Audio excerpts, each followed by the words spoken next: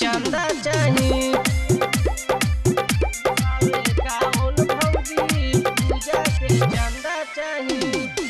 होता पूजा के तैयारी घर घर से बंदा चाहिए, घर घर से बंदा चाहिए, घर घर से बंदा चाहिए। होता पूजा के तैयारी घर घर से बंदा चाहिए। 251 भौजी पूजा के चंदा चाहिए। 251 भौजी पूजा के चंदा चाहिए, पूजा के चंदा चाहिए। होई रात में प्रभु राम दू गो लौंडा चाहिए। होई रात में प्रभु राम दू गो लौंडा चाहिए। 251 भौजी पूजा के चंदा चाहिए। 251 भौजी पूजा के चंदा चाहिए। 251 भौजी चंदा चाहिए। 251 भौजी पूजा के चंदा चाहिए।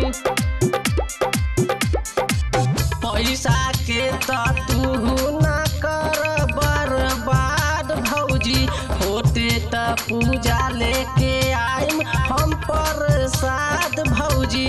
होते त पूजा लेके आइम हम प्रसाद भौजी। पैसा के तू कर ना बर्बाद भौजी, होते त पूजा लेके आइम हम प्रसाद भौजी। होते त पूजा लेके आइम हम प्रसाद भौजी।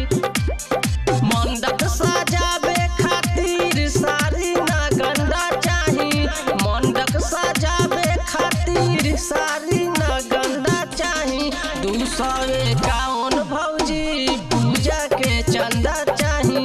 251 भौजी पूजा के चंदा चाहिए। 251 भौजी 251 भौजी ना चाहिए।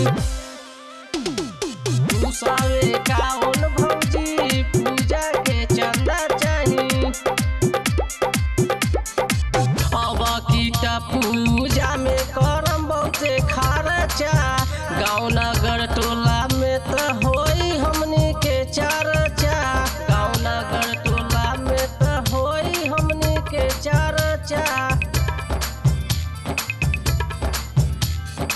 अब कीटा पूजा में करम बहुते खर्चा, गाँव नगर टोला में होई बहुते चर्चा। गाँव नगर टोला में त होई हमनी के चर्चा। सोने ही सूरज लालू सचले के कंधा चाहिए। सोने ही सूरज लालू सचले के कंधा चाहिए। 251 भौजी पूजा के चंदा चाहिए। 251 भौजी सरस्वती पूजा के चंदा